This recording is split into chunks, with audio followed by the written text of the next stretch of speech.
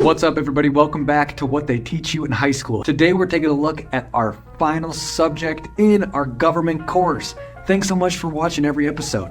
Today we're looking at foreign policy and hard power. And if you need to know one thing about foreign policy and hard power in the United States, it's that it doesn't exist. Welcome back to What They Teach You in High School. So today we're taking a look at foreign policy and hard power. And there are really four tools in the toolkit of hard power. They are intel gathering, covert action, boycotts and sanctions, and if all else fails, then war it is.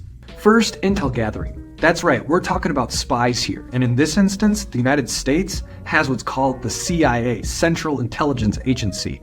But countries all over the world have their version of a intel gathering institution like the CIA.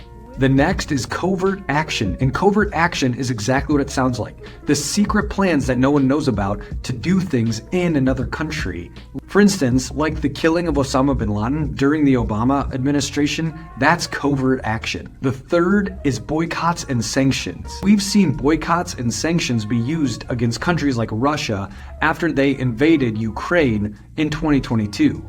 And finally, the fourth tool in the hard power toolkit is outright war. While some of the big wars like World War I and World War II come to mind, there are other wars that the United States have been involved in directly and indirectly since that time, including the direct wars in Iraq and Afghanistan against the terrorist groups ISIS. And ultimately, we use foreign policy hard power tools in order to benefit our American interests. There are some policies that have been established over the course of American history to really lay out what America's interests are. They include the Monroe Doctrine, the Roosevelt Corollary, and the Truman Doctrine as three examples. The Monroe Doctrine was established by our fifth president, James Monroe, when he noticed that European powers were trying to influence the politics, the governance, and the people all throughout Latin America.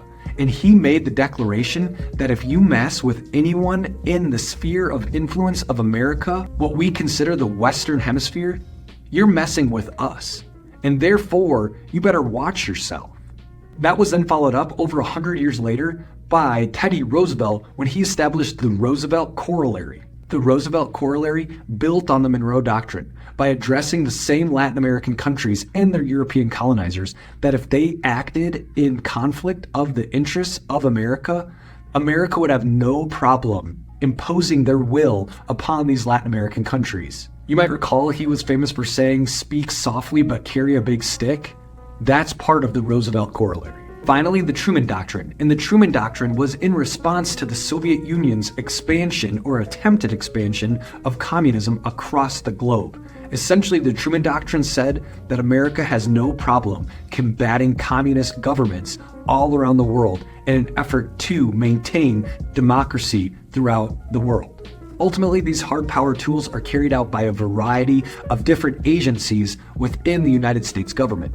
First, like I mentioned, the CIA, as well as the United States military. Others include United States diplomats, the Department of Defense, as well as the National Economic Council that imposes sanctions and financial restrictions on other nations. All of these efforts are an attempt to maintain positive American influence all throughout the world and continue to maintain a dominant presence in global affairs. And that's what I've got for you guys today. Remember, there are four tools in the hard power toolkit. They include covert operations, intel gathering, boycotts and sanctions, and finally, all-out war. Hey, thanks so much for watching What They Teach You in High School. Make sure you watch all the other videos, like, subscribe, leave a comment down below. How do you think the United States is doing in utilizing their hard power tools?